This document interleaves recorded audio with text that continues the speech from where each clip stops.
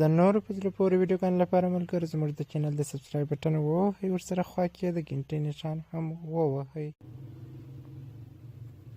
السلام علیکم ملګرو، الله دې وکړي چې جوړ او روغ یاست، صحت جامې به مې پر تن وي. دوستانو نوې ویډیو مې درته راوړې ده، هغه هم په دې رقم دوستانو چې څنګه تاسې کولی شئ د فیسبوک نمبر مو پټ کړئ. د فیسبوک په آی ډي کې کله چې تاسې خپل نمبر پټ کړئ نو بیا څوک نشي کولی چې تاسې پیدا کړي چې آیا دا آی ډي د چا ده.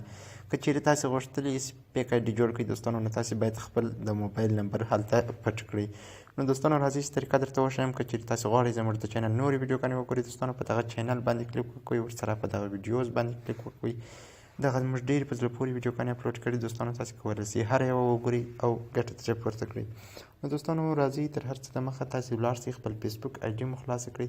کله چې تاسې خپل فیسبوک آی ډي باندې خلاصه کړه دوستانو، په دغه درې ټکي نښانونو باندې کلیک وکړئ. دغه څخه وروسته لاندې راسئ دوستانو، سیټینګ ان پرایوسي لیکلی دوستانو، په دغه سیټینګ باندې کلیک وکړئ. دغه څخه وروسته دوستانو دلته به لاندې راسئ، دلته لیکلي دي دوستانو پرایوسي سیټینګ. په دغه ځای باندې به کلیک وکړئ دوستانو.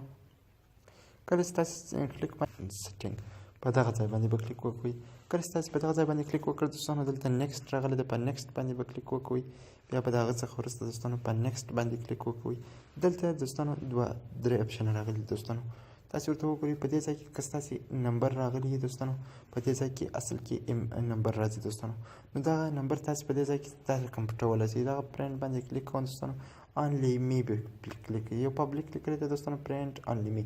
زما په آی ډي کې نمبر نه دی ګډ، ما آی ډي ته نمبر نه دی ورکړی دوستانو، ما ایمیل ادرس ورکړی ده، نو زه غواړم چې دا پټ کړم دوستانو. آنلی می باندې کلیک کوم، تاسې په دې رقم سره کولی شئ هغه خپل نمبر هم پټ کړئ.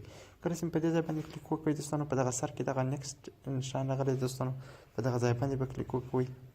کله چې په دغه ځای باندې کلیک وکړئ بیا ور باندې کلیک وکړئ، کلوز باندې کلیک وکړئ. د دې څخه وروسته څوک نشي کولی چې ستاسې د آی ډي نمبر پیدا کړي چې دغه آی ډي پر کوم نمبر باندې جوړ شوی دی. نو مننه دوستانو، که چیرې کومه پوښتنه لرئ دوستانو هغه کولی شئ کمنټ کې ولیکئ، او که مو دا ویډیو خوښ شوی دوستانو لایک یې کړئ او د خپلو ملګرو سره یې شیر کړئ. مننه، د الله په امان.